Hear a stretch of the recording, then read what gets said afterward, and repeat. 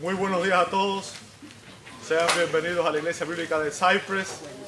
Es una alegría tremenda el estar nuevamente congregados en este lugar para exaltar el nombre de nuestro Señor.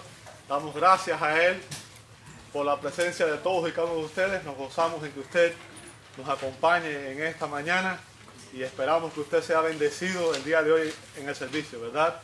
Queremos, obviamente, saludarles a todos, especialmente a aquellos que nos visitan el día de hoy. Estamos honrados con su presencia y esperamos que sea bendecido en este tiempo.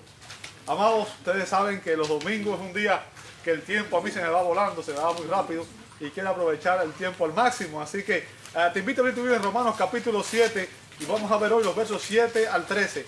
Recuerden, Romanos 7 es uno de esos pasajes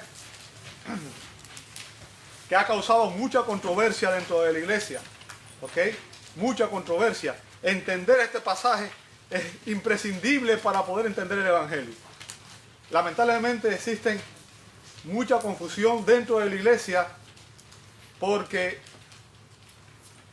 muchas personas han distorsionado el sentido de este pasaje de la Escritura. Así que debemos prestarle mucha atención, mucho cuidado y entender cada uno de sus enseñanzas para poder realmente comprender el Evangelio de Dios, porque recuerde, ese es el propósito de Pablo en Romanos. Romanos nos está predicando, a través de Romanos, Pablo estaba predicando el Evangelio de Dios, la verdad sobre el Evangelio que proviene de Dios el Padre y que también se ha manifestado en Cristo y a través del Espíritu Santo.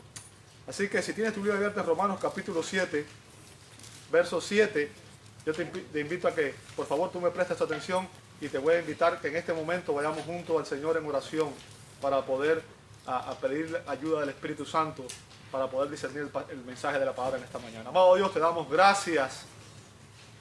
Gracias porque tus misericordias son nuevas cada mañana. Gracias porque aún en la adversidad y en el dolor, en la angustia, Señor, podemos decir, Ebenezer, hasta aquí nos ayudó el Señor. Y sabemos, Señor, que como tu palabra nos dice, a los que te amamos, todas las cosas, aún las pruebas más difíciles, nos ayudan a bien, Señor. Pedimos que tú nos bendigas en esta mañana y que tú nos ayudes, Señor, a exaltarte, cualquiera sea nuestra circunstancia, cualquiera sea nuestra situación, Señor. Que tú nos des un corazón, Señor, que anhele, como el salmista dice, Señor, que anhele de ti, Señor, que clame a ti, que sienta sed de ti, Señor. Y permite, Señor, que en esta mañana, al ir a tu palabra en busca de consejo y dirección, tú abras nuestros ojos espirituales y tú nos permitas ver las maravillas de tu ley, Señor. Gracias por la palabra de Dios, porque en ella tú te has revelado. Y gracias porque a través de ella, Señor, tú nos hablas para transformarnos, Señor. A través de ella nos das vida. A través de ella, Señor, nuestra fe es edificada. Y pedimos, Señor, que en esta mañana cada uno de nosotros, cada una de las personas que estamos aquí, Señor, podamos tener la iluminación de tu Espíritu para que tu palabra, Señor, hable a nuestra necesidad espiritual, Señor, y tú nos transformes para tu gloria. Te lo pedimos en el nombre de Jesús. Amén, amén y amén.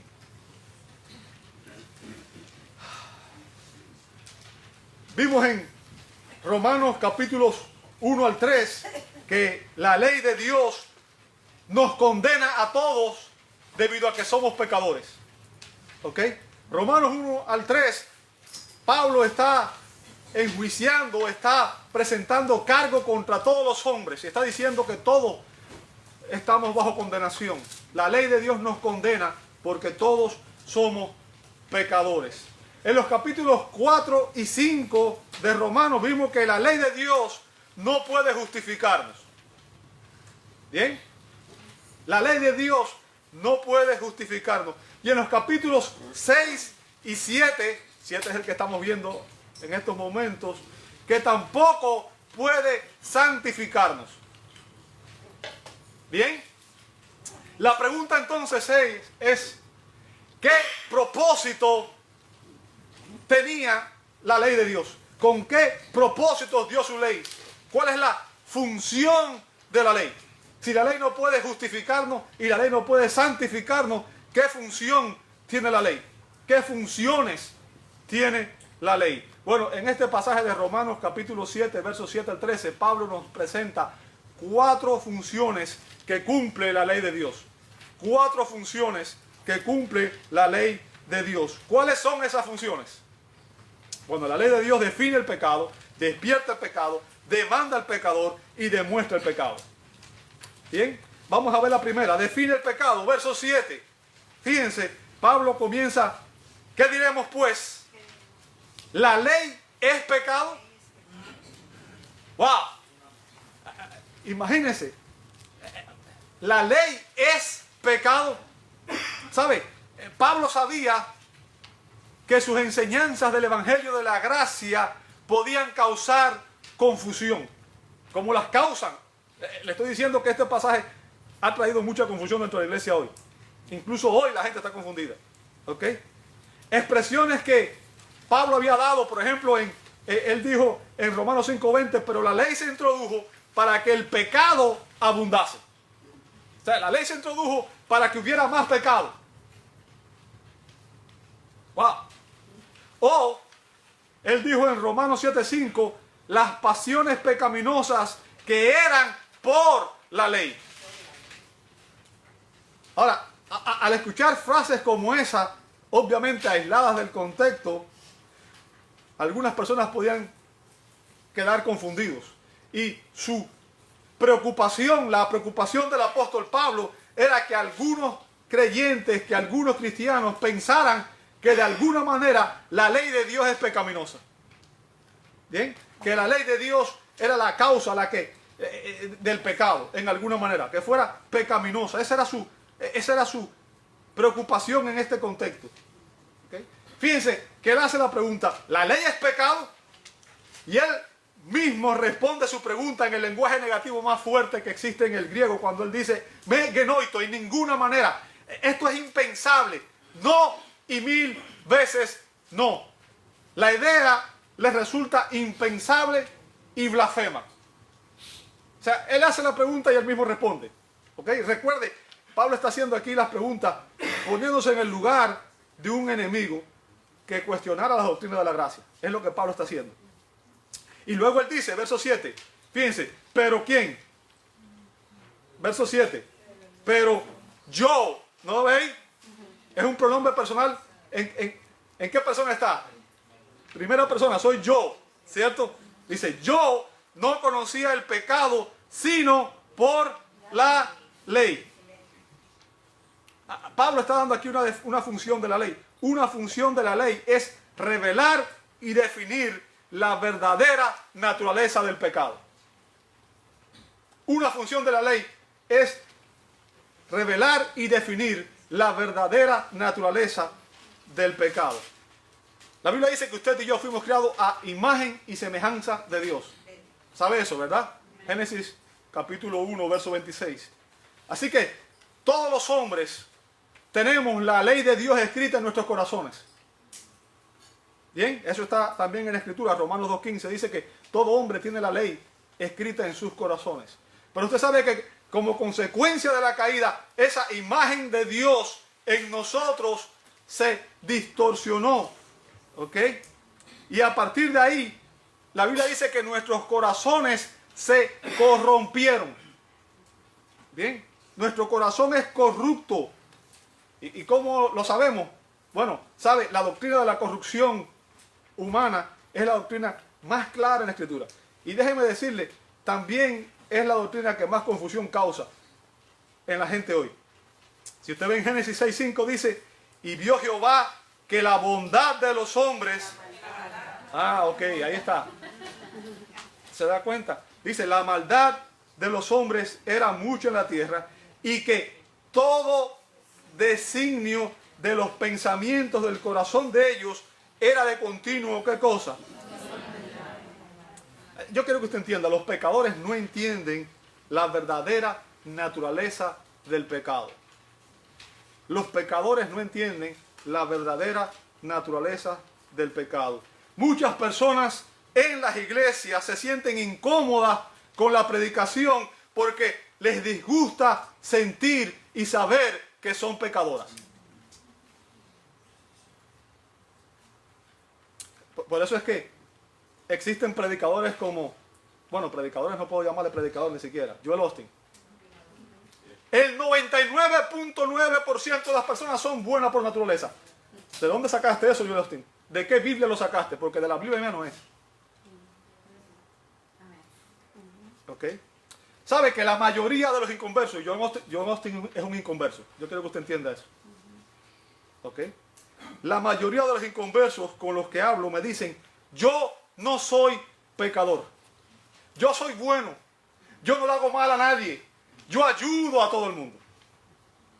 Sacaron un video nuevo sobre el Evangelio en América y esa fue precisamente la frase que dijo todas las personas que entrevistaron. Todas las personas que entrevistaron. Yo soy bueno. Yo no soy pecador. ¿Sabe lo que dijo Jesús?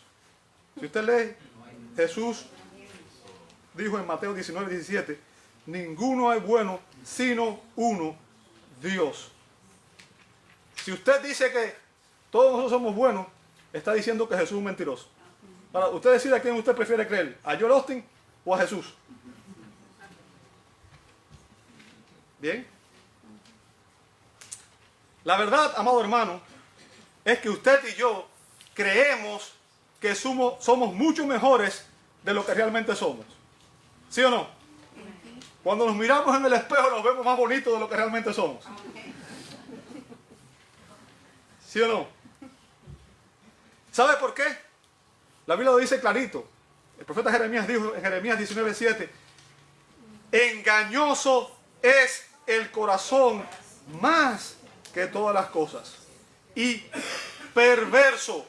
¿Lo veis? Perverso. ¿Quién lo conocerá? Nuestros corazones están corruptos, contaminados por el pecado. Y como consecuencia, tratamos de redefinir el concepto de pecado. La idea de lo que es realmente el pecado. El doctor Carl Menninger dijo que el pecado se ha redefinido primero como crimen, es decir, como una transgresión de la ley del hombre en lugar de la transgresión de la ley de Dios. Y segundo, como síntomas, dado que los síntomas son causados por las cosas externas a la persona, son vistos como efectos por los cuales el delincuente no es responsable. ¿Qué significa? No digas que es pecado. Di que tus papás son los culpables de todas tus actitudes. La culpa siempre es de otro, nunca es tuya. ¿Verdad? Y eso no... lo que tú sientes está bien. Si yo preguntara, ¿qué es pecado? ¿Cuál sería la definición de pecado que usted tiene? ¿Sabe? Es importante que entendamos esto. Como iglesia, es importante que tengamos una concepción correcta de lo que es el pecado. ¿Ok? Bueno, le voy a dar dos fuentes. La primera es el Catecismo Menor de Westminster. Y sabe, el Catecismo Menor de Westminster es una confesión de fe evangélica. ¿Ok? A veces oímos la palabra catecismo y pensamos en el catecismo católico. La diferencia entre un catecismo y otro es que estos catecismos están basados en la Escritura. El catecismo católico está basado en lo que el Papa cree. ¿Ok? Una distinción tremenda. Y el Catecismo Menor de Westminster responde, el pecado es cualquier falta de conformidad o transgresión de la ¿qué? Ahí está.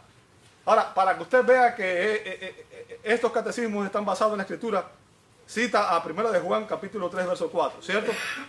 Ahora, si usted lee la Escritura, vemos que la definición del catecismo proviene del Evangelio de la carta de Juan. 1 de Juan 3, 4 dice, todo aquel que comete pecado, ¿qué hace? Infringe también la ley, pues el pecado es, ¿qué cosa? Entonces un pecado es infringir la ley de Dios. Infringir la ley de Dios es pecado.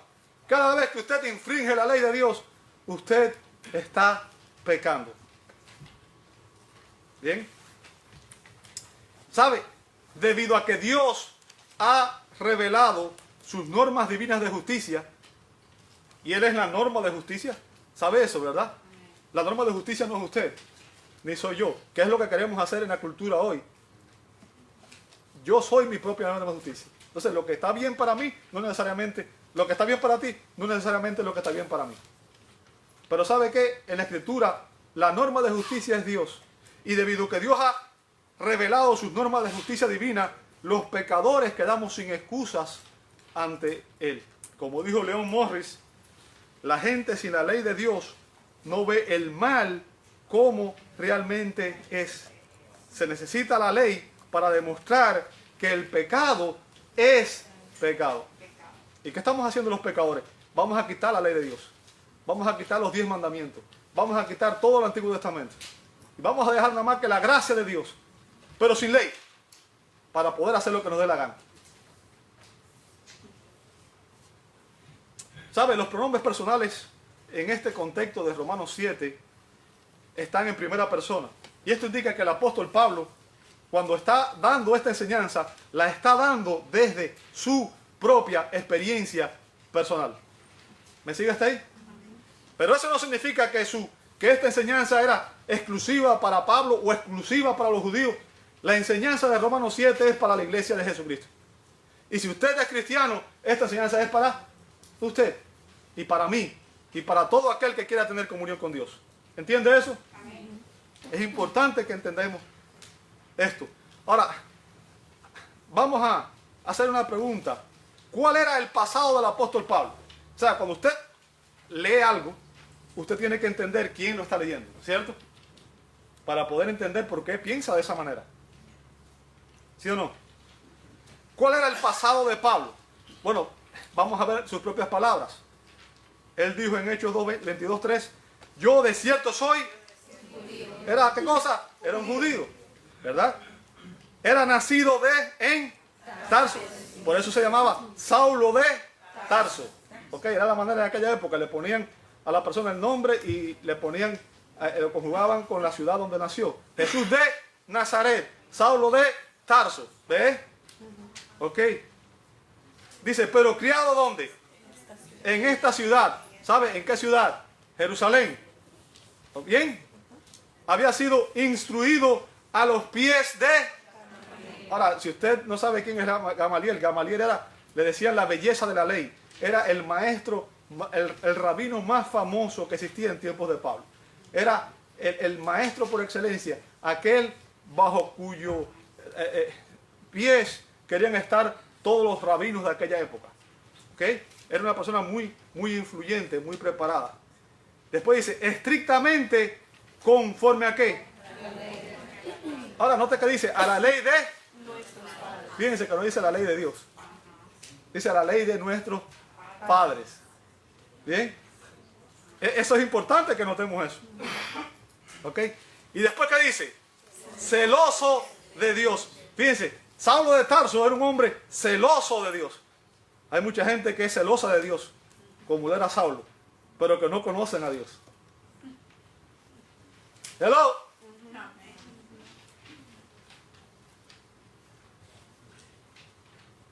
Como hoy lo sois vosotros. Ahora, Saulo de Tarso también había sido, dice Filipenses capítulo 3, versos 5 y 6, dice, había sido circuncidado al 8º día.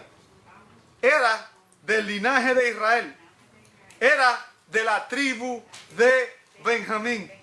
Era un hebreo de hebreos. En cuanto a la ley, había sido educado como un fariseo, un apartado. Es lo que significa la palabra fariseo. Era un apartado. Eran personas que se consideraban santas. Eran los que enseñaban la ley de Dios al pueblo. O sea, un fariseo era un maestro de la ley. Bueno, era una persona que se dedicaba a enseñar la ley. Bien. Dice, en cuanto a celo, era perseguidor de quién. Fíjense, Pablo era tan celoso que él perseguía a la iglesia, perseguía a los cristianos. ¿Se da cuenta?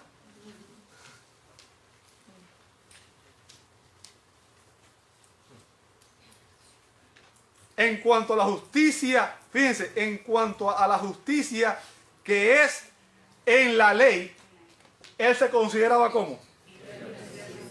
¡Wow! ¿Sabe? Al decir eso, Pablo estaba rayando con el mismo pecado con que estaba el publicano cuando dijo, Señor, te doy gracias porque yo no soy como los otros hombres. Yo no soy adúltero ni fornicario. yo diezmo.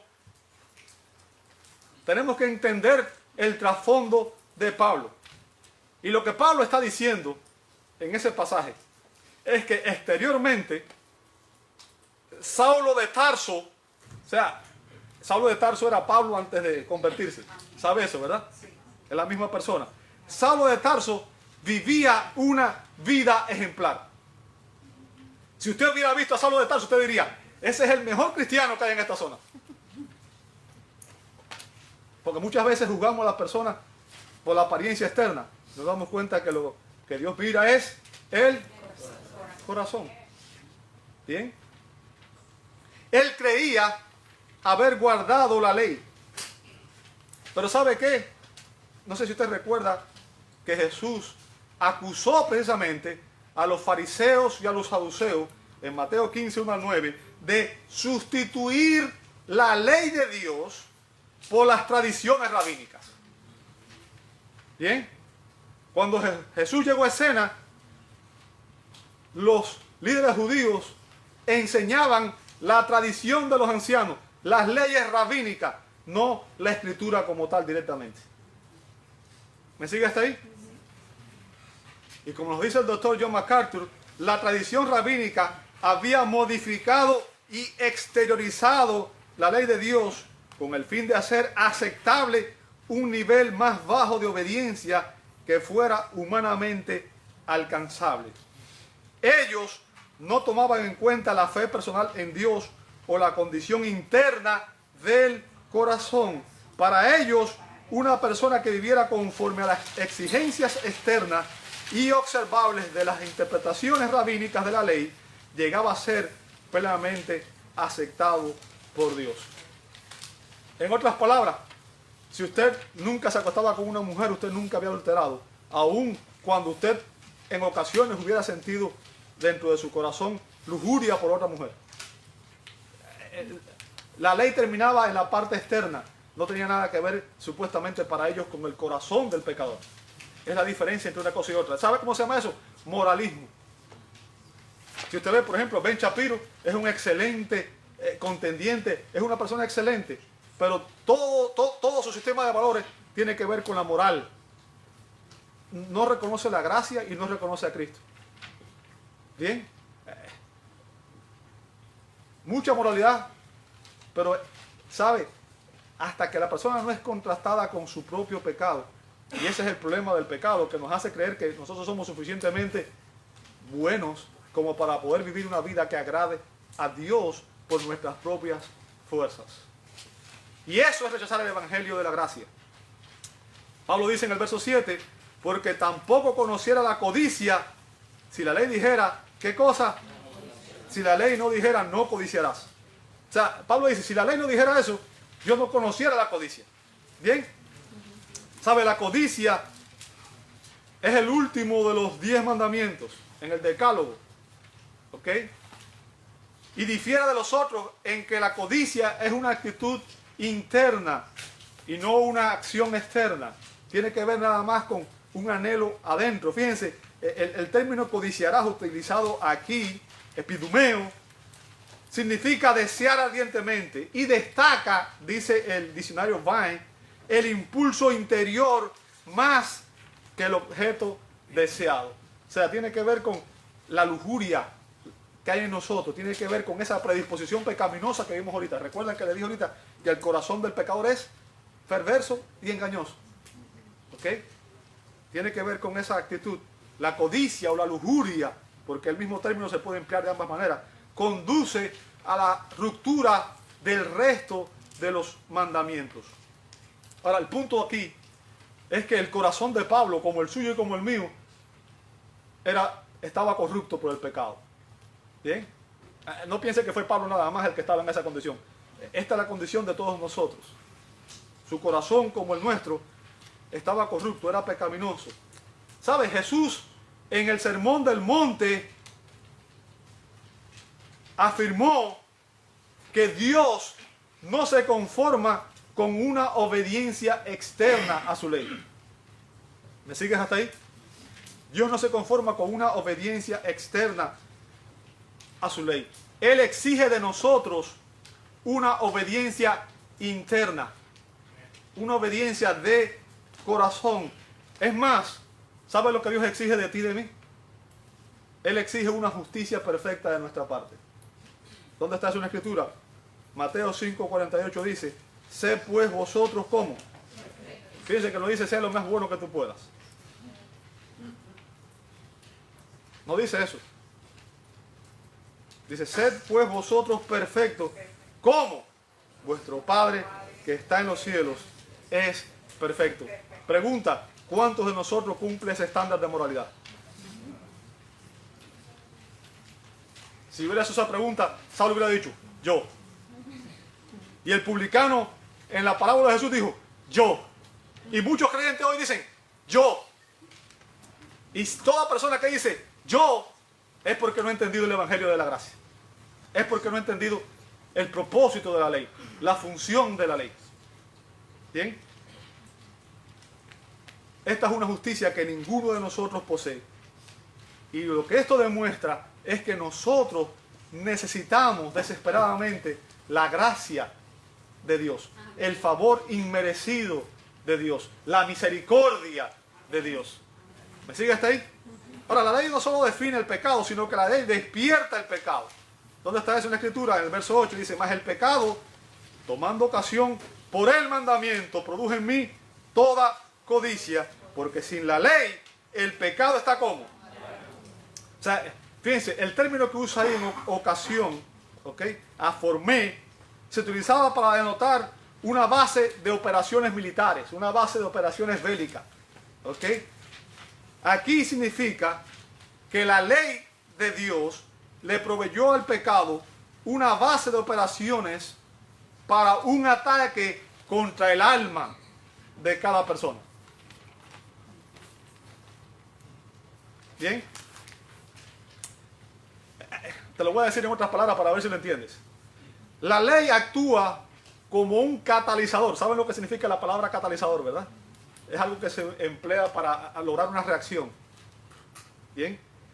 La ley actúa como un catalizador, despertando precisamente las acciones pecaminosas que ella prohíbe y condena. Cuando se le dice a alguien, no hagas esto, inmediatamente lo que esa persona desea hacer es aquello que se le prohíbe. ¿Bien? Y la razón por la que eso sucede es por la corrupción pecaminosa que reside en nuestros corazones. Nuestros corazones están tan corruptos que cuando se nos dice, no hagas esto, la fruta prohibida nos resulta la más deliciosa. ¿Bien? La ley despierta en los pecadores todo tipo de codicia, todo tipo de pecado. Es por esta razón precisamente que ningún pecador puede ser santificado por la ley. Porque la ley simplemente te dice lo que no debes hacer y te condena cuando lo haces. Y es por eso que los cristianos tenemos que morir a la ley, como vimos la semana pasada. ¿Recuerdan eso? ¿Por qué? Porque la ley de Dios siempre nos va a condenar, porque inmediatamente usted y yo queremos ir en contra de esa ley. Como dice el doctor William Hendrickson, en cuanto a las diversas formas en que puede expresarse la codicia humana, la codicia pecaminosa, nótese la siguiente. Los padres de la raza humana, entienda que son Adán y Eva, codiciaron la fruta prohibida, Génesis 3:6. Los hermanos de José, la posesión del favorito de su padre. Acán, un hermoso manto babilónico y otros objetos incluidos en el botín de Jericó. Acab, la viña de Nabot.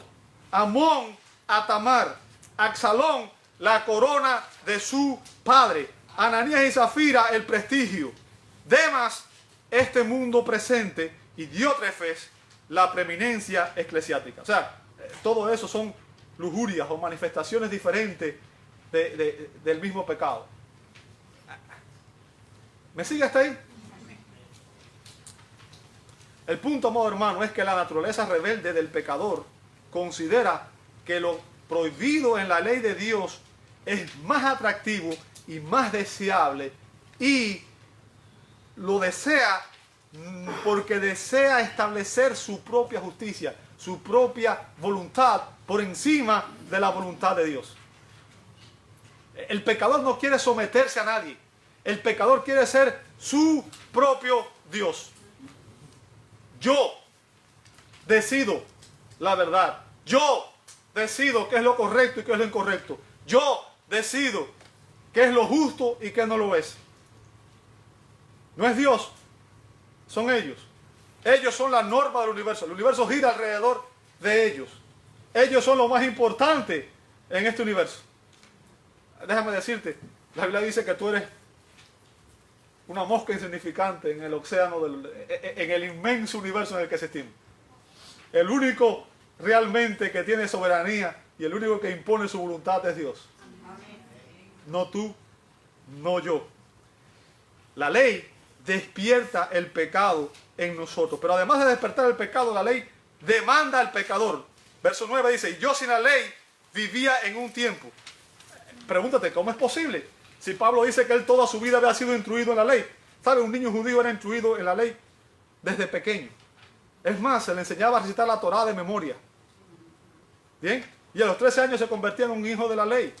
Tenía que practicar y era responsable por su propia vida espiritual. ¿A qué se refiere Pablo entonces?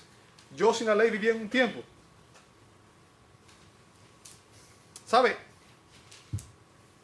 La ley, vimos ahorita, que demanda de nosotros una obediencia perfecta y condena a quienes la desobedecen.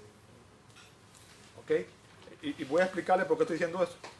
Santiago dijo, Santiago 2.11, nada más voy a citar el 11, porque puse los dos, pero nada más voy a citar el 11, dice, porque el que dijo, no cometerás adulterio, también ha dicho, no matarás.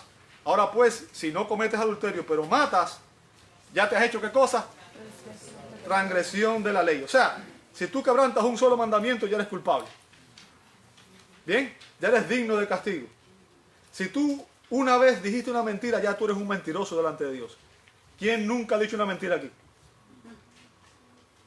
Si tú le robaste la goma del lápiz a un compañero de la escuela, eres un ladrón.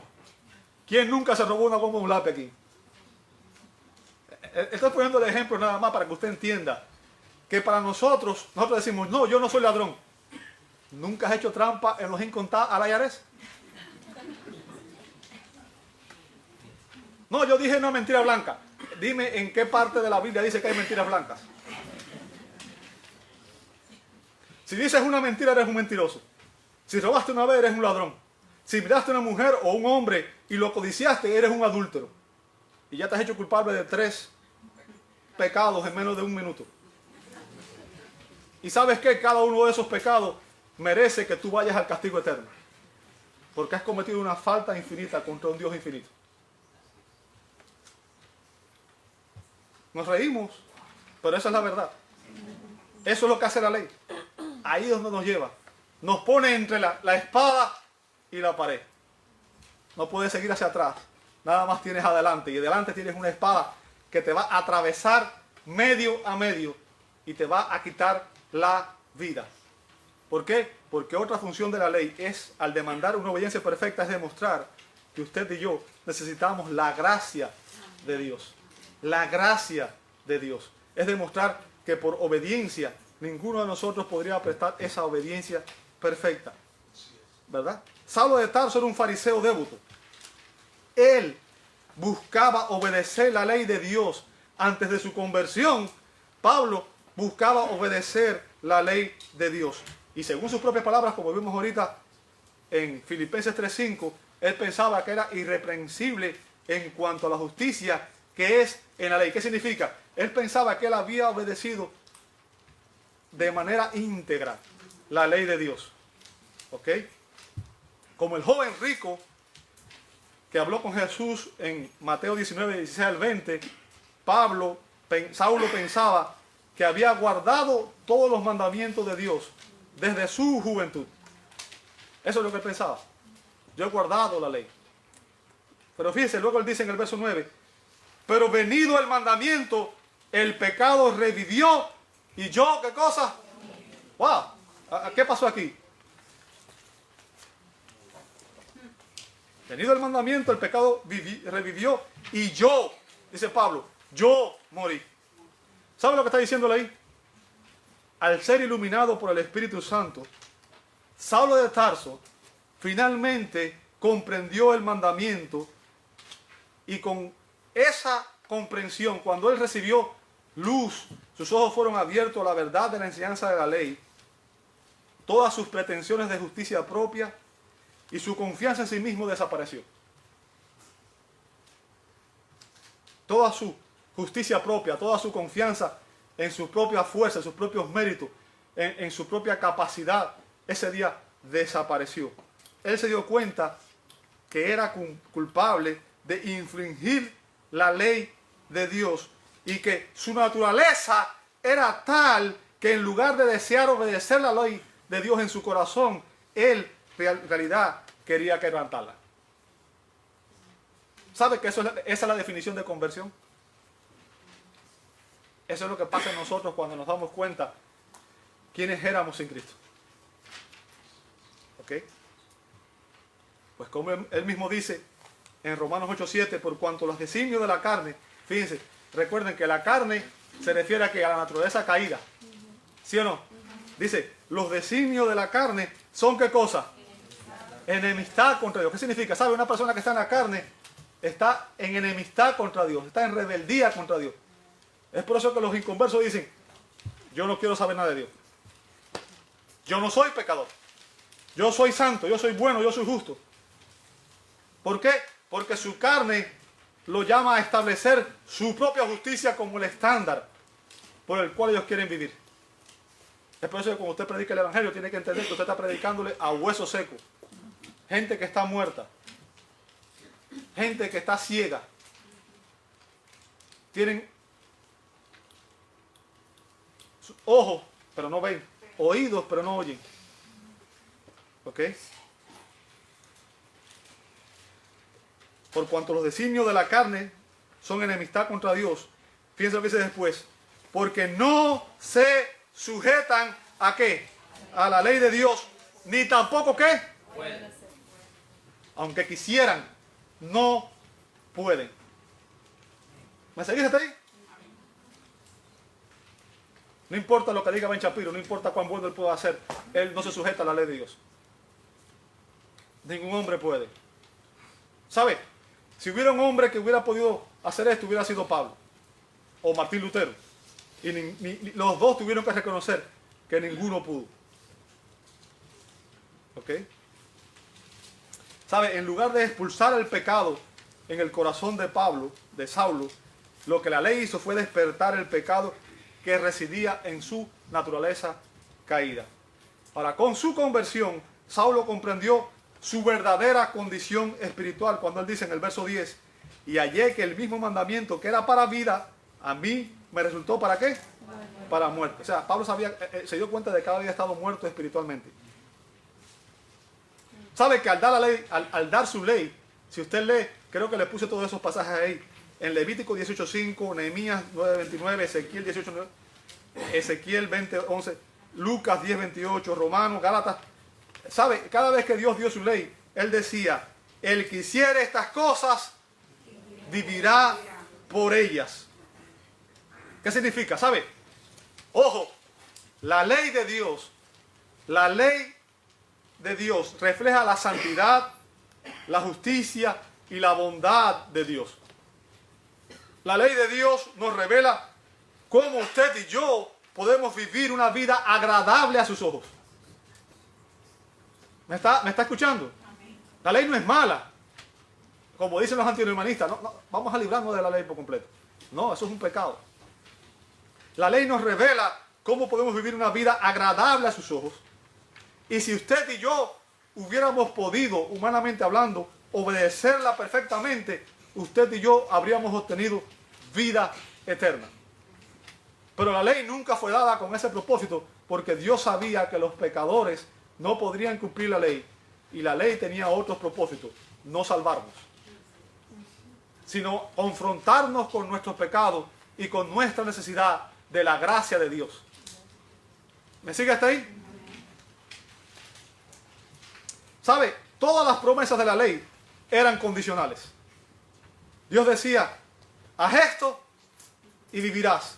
Pero si no obedeces, la consecuencia es, al que se desobedeciere, le vendrán este y este otro castigo. Todas las promesas de la ley son condicionales, a diferencia del pacto abrámico y del pacto davídico, que son promesas incondicionales. Las promesas de la ley, todas son condicionales, dependían de la obediencia de los hombres, de las personas. Bien, dependía de una obediencia perfecta. Por eso, lejos de darnos vida, la ley lo que trajo fue muerte. ¿Por qué? Verso 11. Dice, porque el pecado, tomando ocasión por el mandamiento, me engañó, y por él, ¿qué hizo? ¿Sabe? Durante años, Saulo de Tarso había tratado de establecer su propia justicia. ¿Bien? Pero al ser confrontado con la ley de Dios, finalmente él comprendió cuál era su verdadera condición espiritual. El pecado le había engañado al hacerle creer que él podía obedecer la ley y agradar a Dios en sus propias fuerzas. Aquellos que, como el fariseo de Lucas 18, 9 al 14, confían en sí mismos como justos y creen que Dios los aceptará por sus buenas obras y sus méritos, estas personas no han comprendido lo terrible de su condición espiritual. Como dice Romanos 3:20, ya que por las obras de la ley, ¿qué dice después? Romanos, ¿no está ahí? Las obras de la ley, ningún ser humano será justificado delante de él, porque por medio de la ley es el conocimiento de pecado. Nadie va a ser justificado ante Dios por su obediencia a la ley. ¿Ok? No podemos hacer nada. Nada. Escúchame bien.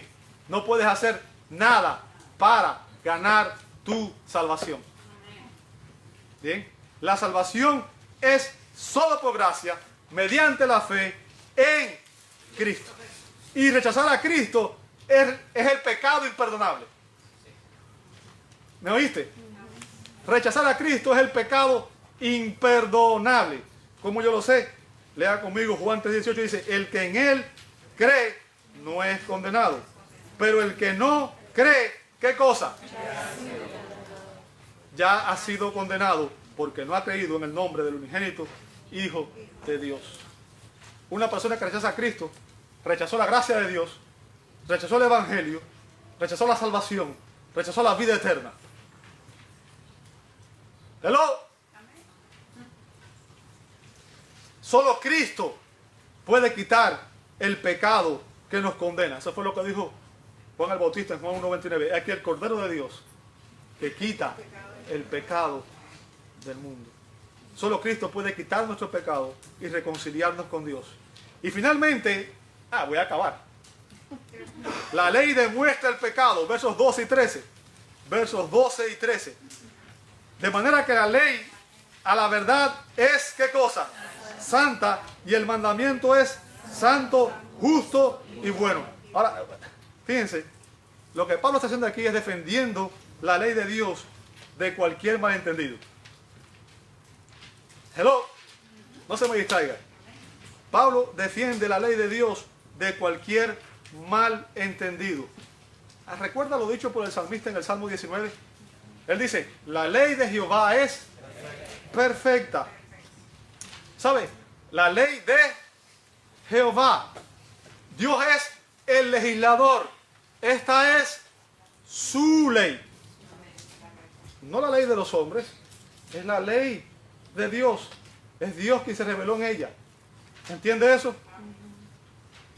Es la ley de Dios. ¿Sabe? El término perfecta utilizado ahí en el hebreo es tamim, que significa sin defecto, impecable. ¿Recuerda la pregunta con la que empezó Pablo? ¿Es la ley pecado? No, la ley es perfecta, es sin defecto, es impecable. Y aunque Dios entregó su revelación a través de 40 autores humanos, se nos dice, el apóstol Pedro dice, segunda de Pedro 1:21, dice, nunca la profecía fue traída por la voluntad humana, sino que los santos hombres de Dios hablaron ¿qué cosa? Siendo inspirados por el Espíritu Santo. O sea, en otras palabras, fue Dios mismo quien nos dio esta revelación. Por eso decimos que esta es la palabra de Dios, nuestra norma de fe y conducta. ¿Entiende eso? ¿Sabe? David, como Pablo, defendía la ley de Dios. David dijo en el Salmo 19, versos 7 al 9, la ley de Jehová es perfecta. Y si usted sigue leyendo, después dice que es fiel, es recta, es pura, es limpia y es verdad. La califica con esos 7 adjetivos. ¿Ok? Ahora, cada uno de ellos puede aplicarse también a ¿quién? A Dios mismo. Dios es fiel. Dios es verdad. ¿Sí o no? Amén. Dios es perfecto. Amén. Dios es fiel. Dios es recto. Dios es puro. Dios es limpio. Y Dios es verdad. Amén. ¿Qué está diciendo? La ley refleja el carácter de Dios. ¿Bien? Otra función de la ley es demostrar la corrupción y el pecado que hay en nosotros. ¿Qué significa? ¿Sabe? Cuando usted se mira en la ley es como el espejo en el cual nos evaluamos para ver cuál es nuestra condición. La ley siendo perfecta, cuando usted se compara con la ley, se da cuenta de todas sus imperfecciones. ¿Me siguió hasta ahí? La ley demuestra nuestras imperfecciones y lo terrible de nuestra condición caída. Entonces Pablo pregunta, luego lo que es bueno vino a ser muerte para mí. O sea, luego el punto de Pablo aquí es que la ley define, despierta y demanda el pecado trayéndole muerte. Pero ¿significa eso que la ley es mala en alguna manera? ¿Tiene alguna razón por la cual hace estas cosas? El punto de Pablo es que no es que la ley sea mala en sí misma, sino que es que siendo perfecta, la ley de Dios hace resaltar y demuestra nuestras imperfecciones y nuestro pecado. Como dice el doctor John MacArthur, cuando una persona es justamente condenada y sentenciada por asesinato, no hay falta en la ley o en los responsables de aplicarla. La culpa está en ¿quién? En la persona que violó la ley. O sea, la ley no podemos culpar a la ley. La culpa la tenemos nosotros. ¿Ok? Y Pablo responde su pregunta en el verso 13. Dice, en ninguna manera, sino que el pecado para mostrarse pecado produjo en mí la muerte por medio de lo que es bueno, a fin de que por el mandamiento el pecado llegase a ser sobremanera pecaminoso. El punto de Pablo, ya con esto voy a terminar, es que el carácter mortal del pecado queda expuesto a la luz de la ley de Dios, a la luz del Evangelio. Y el punto de Pablo aquí es que el pecado es tan corrupto, fíjense, el pecado es tan torcido, tan corrupto y pervertido, que puede torcer y distorsionar la ley de Dios, que es santa, justa, perfecta, en la mente del pecador, para que en lugar de traerle vida, le traiga muerte y condenación. ¿Me seguiste hasta ahí? No es la ley la culpable, somos nosotros quienes torcemos esa ley y quienes, debido a eso, nos estamos condenando a nosotros mismos. ¿Bien? La ley define, despierta, demanda y demuestra el pecado. Es por ello que al predicar el Evangelio, escúchame bien, al predicar el Evangelio debemos siempre comenzar con la ley. ¿Por qué? Porque hasta que los pecadores no comprendan cuál es su condición y no vean el pecado por lo que realmente es, por lo que la palabra de Dios nos dice que es el pecado, y no comprendan su necesidad de salvación en Cristo, no comprendan la necesidad de correr a los brazos de Dios y pedir misericordia y gracia, no van a poder recibir el Evangelio de la manera apropiada. Y déjame decirte, la última función de la ley, o la función primaria de la ley, está en Gálatas 3:24. Dice, de manera que la ley ha sido nuestro ayo, nuestro maestro, nuestro tutor. ¿Para qué? Para llevarnos a Cristo, a fin de que fuésemos justificados por la fe. El Evangelio de Dios es que el pecador es justificado por la gracia de Dios mediante la fe en Cristo. Y esa es la enseñanza de la ley. Cristo dijo que toda la ley hablaba de él. Escudriñe las Escrituras, le dijo Jesús a los judíos, porque a ustedes les parece que ellas tienen vida eterna, y ellas son las que dan testimonio de mí. El cumplimiento de la ley es Cristo, y el mensaje del Evangelio es que el pecador que viene humillado y dice: yo soy un pecador, me arrepiento de mis pecados y Cristo es mi único y exclusivo Señor y Salvador, recibe salvación, vida eterna y es adoptado en la familia de Dios y se convierte en un hijo de Dios. Ese es el mensaje del Evangelio de Dios. Te invito a orar. Amado Dios, te damos gracias. Gracias, Señor, porque a través de la ley tú traes convicción a nuestras vidas y nos convences de que somos pecadores y que necesitamos desesperadamente de tu gracia y el perdón que solamente en Cristo se puede recibir. Ayúdanos, Señor, a amar tu ley. Ayúdanos a vivir por tu ley, Señor, sabiendo que ahora en Cristo tenemos una nueva vida y que no vamos a ser salvos por nuestros méritos, pero al mismo tiempo sabemos que la obediencia a tu palabra, Señor, es lo que caracteriza a aquellos que realmente son tus hijos. Te pedimos que tú nos perdones las veces que te hemos fallado, Señor, y que tú nos ayudes a vivir en obediencia y en sujeción a tu palabra. Lo pedimos en el nombre santo de Jesús. Amén y amén.